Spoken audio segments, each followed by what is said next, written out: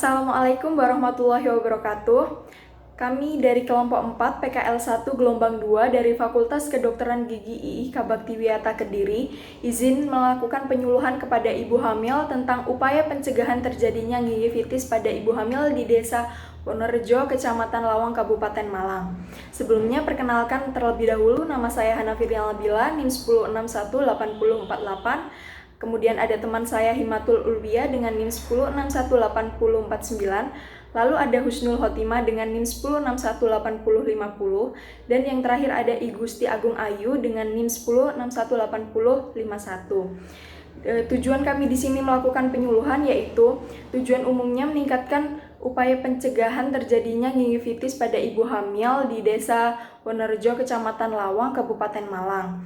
Dan tujuan khususnya yaitu yang pertama meningkatkan pengetahuan ibu hamil mengenai pentingnya menjaga kebersihan dan kesehatan rongga mulut. Kemudian yang kedua meningkatkan pengetahuan ibu hamil mengenai gingivitis yang terjadi pada ibu hamil. Kemudian yang ketiga meningkatkan pengetahuan ibu hamil mengenai gambaran klinis gingivitis. Kemudian yang keempat yaitu meningkatkan pengetahuan ibu hamil mengenai dampak dari gingivitis. Menjaga kebersihan rongga mulut penting bagi ibu hamil karena selama kehamilan terjadi perubahan pada rongga mulut terkait dengan perubahan hormonal, perubahan pola makan, perubahan perilaku, dan berbagai keluhan seperti ngidam, mual, dan muntah. Perubahan hormonal pada kehamilan dikombinasikan dengan kebersihan mulut yang diabaikan, cenderung berpengaruh meningkatkan kejadian penyakit mulut seperti radang gusi. Apa sih masalah di rongga mulut yang terjadi pada ibu hamil? Salah satunya yaitu gingivitis gravidarum atau pregnancy gingivitis. Gingivitis gravidarum adalah peradangan pada gingiva yang terjadi pada ibu hamil. Gingivitis pada ibu hamil terjadi karena adanya peningkatan hormon estrogen dan progesteron dalam darah. Adanya perubahan hormonal disertai dengan hipervaskularisasi menyebabkan gingiva menjadi lebih sensitif terhadap toksin maupun iritan lainnya, seperti plak dan kalkulus yang mengakibatkan gingiva mengalami peradangan. Gingivitis pada ibu hamil mulai tampak secara klinis pada usia kehamilan trimester 2 dan akan semakin parah dengan bertambahnya usia kehamilan. Selain usia kehamilan, pekerjaan dan tingkat pendidikan juga berperan dalam memperparah gingivitis pada ibu hamil. Apabila ibu hamil sudah mengalami gingivitis sebelum kehamilan, maka pada usia kehamilan trimester 1 mulai terlihat gambaran klinis gingivitis, yaitu terjadi peradangan gingiva atau gusi, adanya perubahan warna dari merah muda menjadi merah, lama-kelamaan menjadi merah kebiruan. Adanya perubahan bentuk gingiva dari yang awalnya bentuk tipis dengan batas tajam menjadi odema dan bengkak pada papila interdental. Perubahan tekstur permukaan menjadi mengkilat, kehilangan bentuk gingiva yang bergelombang, serta terjadi perdarahan pada tekanan ringan dan spontan.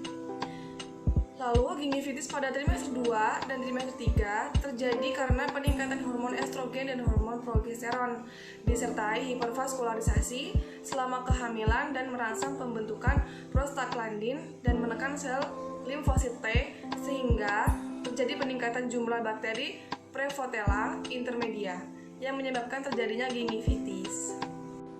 Lalu, apa dampak yang akan terjadi jika gingivitis yang tidak dirawat?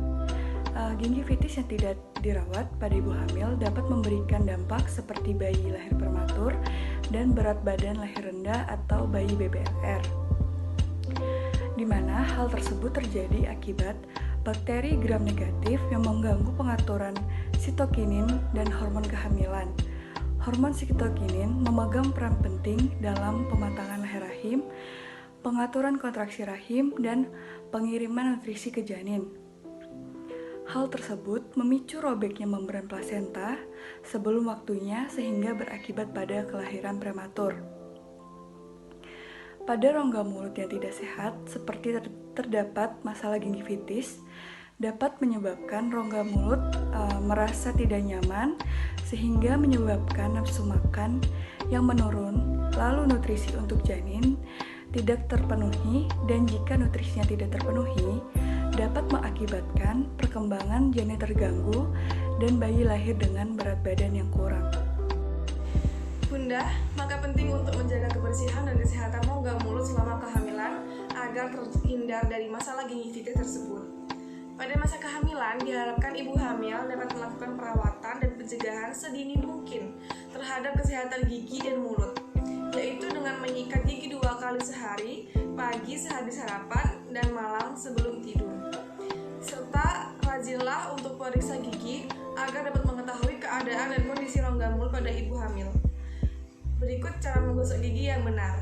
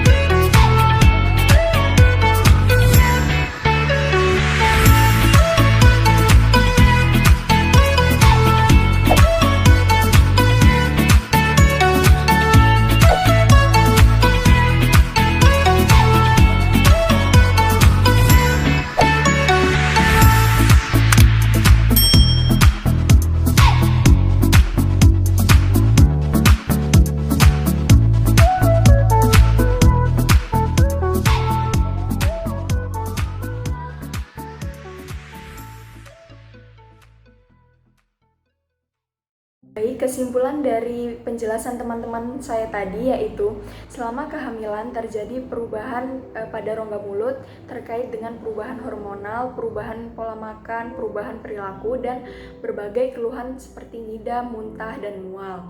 Kemudian perubahan hormonal pada kehamilan yang dikombinasikan dengan kebersihan mulut yang diabaikan cenderung meningkatkan kejadian penyakit mulut seperti radang gusi. Radang gusi selama kehamilan atau pregnancy gingivitis atau bisa disebut juga gingivitis gravidarum. Gingivitis gravidarum adalah peradangan pada gingiva yang terjadi pada ibu hamil. Gingivitis pada ibu hamil mulai tampak pada usia kehamilan trimester 2 dan akan semakin parah dengan bertambahnya usia kehamilan.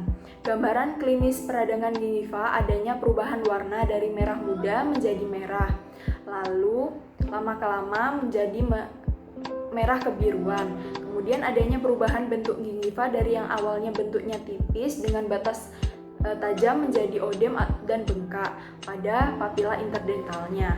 Kemudian perubahan tekstur permukaan menjadi mengkilat, kehilangan bentuk gingiva yang bergelombang, serta terjadinya perdarahan pada tekanan ringan dan spontan. Gingivitis yang tidak dirawat pada ibu hamil dapat memberikan dampak seperti bayi lahir prematur dan berat badan lahir rendah atau BBLR.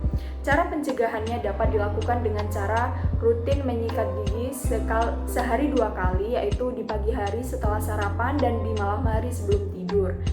Dan jangan lupa untuk rajin memeriksakan gigi agar kita tahu kondisi dan keadaan pada rongga mulut ibu hamil. Sekian penyuluhan yang dapat kami lakukan, kurang lebihnya mohon maaf. Terima kasih. Wassalamualaikum warahmatullahi wabarakatuh.